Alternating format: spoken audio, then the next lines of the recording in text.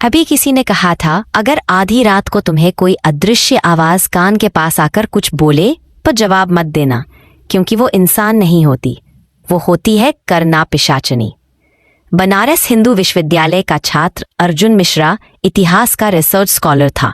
उसकी थीसिस थी भारत के प्राचीन तांत्रिक और निषिद्ध मंत्र। सब लोग कहते थे, इतना मत खोद बेटा, कुछ बातें भगवान के लिए छोड़ दे।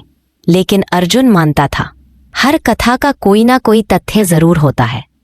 एक रात वह विश्वविद्यालय की लाइब्रेरी में बैठा था, जहां पुराने संस्कृत ग्रंथों की धूल भरी किताबें रखी थीं। वहीं उसे एक पुराना पुस्तक खंड मिला, जिसके पन्ने भूरे पड़ चुके थे। नाम था करना पिशाचनी तंत्रम। उस किताब के पहले पन्ने पर लिखा था, यह ग्रंथ केवल तांत्रिकों के लिए है। जो इसे पढ़ेगा वह किसी न किसी आत्मा का पात्र बनेगा। अर्जुन मुस्कुराया, कितना नाटकीय है। उसने आगे पढ़ना शुरू किया। श्लोकों में लिखा था, करना पिशाचनी एक ऐसी आत्मा है जो साधक के कान में बोलकर उसे रहस्य बताती है, पर अगर साधक ने उसकी आंखों में देख लिया तो वह उसे अपनी जगह ले लेती है। अर्जुन ने नोट्स बनाए और मन ही मन कहा, मुझे इसे अनुभव करना है, सिर्फ रिसर्च के लिए। अगली रात घाटों पर दीपों की कतारें थीं। अर्जुन अकेला तुलसी घाट के पास बैठा। उसने वही श्लोक धीमी आवाज में पढ़ा, ओम करना पिशाचनी नमः रहस्य वक्तुम समीहितः। पहले कुछ नहीं हुआ, फिर अचानक हवा तेज हुई, दीपक बुझ गया, चारों तरफ अंधेरा, और तभी एक फुसफुसाहट आई, तुम्हें सच चाहिए या आत्मा? अर्जुन ने आंखें खोली। कोई नहीं था, बस उसके कान में किसी ने हल्के से सांस ली। उस दिन के बाद अर्जुन को नींद नहीं आती थी। हर रात जब वो सोने जाता, कान के पास कोई बोलता, तुम्हारा समय खत्म हो रहा है। कभी कोई कहता, वो देखो दीवार पर मैं हूं, और दीवार पर सच में एक साया बन जाता। वो साया हर दिन और साफ होता जा रहा था। अब अर्जुन डरने लगा। उसने अपने दोस्त निखिल को सब बताया।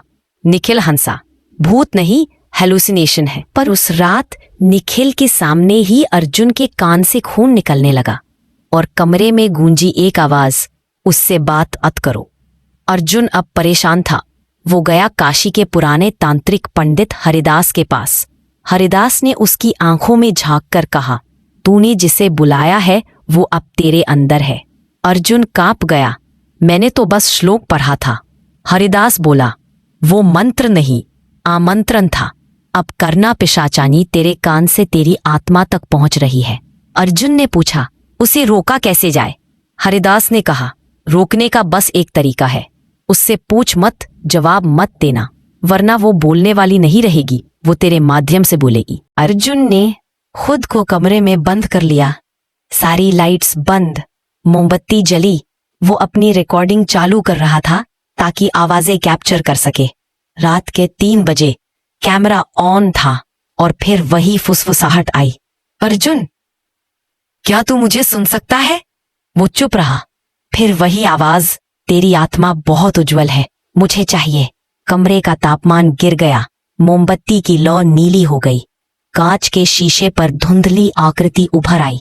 एक महिला का चेहरा, जिसकी आंखें बिल्कुल काली थीं, बाल गीले जैसे किसी ने उसे पानी में डुबोया हो।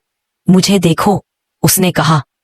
अर्जुन ने अपनी आंखें कसकर बंद कर लीं, लेकिन उसके कान में एक ठंडी उंगली लगी और वो गिर पड़ा। अगली सुबह निखिल कमरे में पहुंचा। अर्जुन बेहोश था। लैपटॉप चालू था, रिकॉर्डिंग चालू थी। निखिल ने प्ले किया। वीडियो में अर्जुन अकेला बैठा था।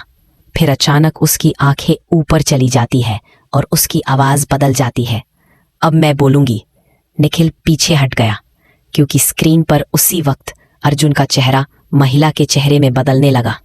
अर्जुन के बाद जिसने भी वो वीडियो देखा, उसे रात में फुसफुसाहट सुनाई देने लगी। कान के पास कोई कहता, अब तेरी बारी है। कुछ दिनों में अर्जुन गायब हो गया।